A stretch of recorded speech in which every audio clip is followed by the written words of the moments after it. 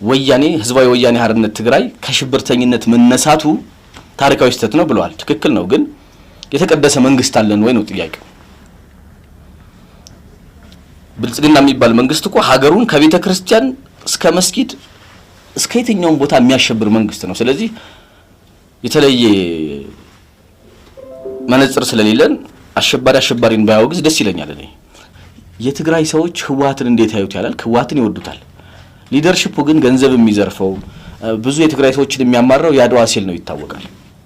አሁን ወዴት እየሄዱ ነው በነገራችን ላይ በተከታታይ ደም አፋሳሽ ጦርነት ውስጥ መግባት ለኔሽን ቢልዲንግ ከፍተኛ አስተዋጽኦ አለው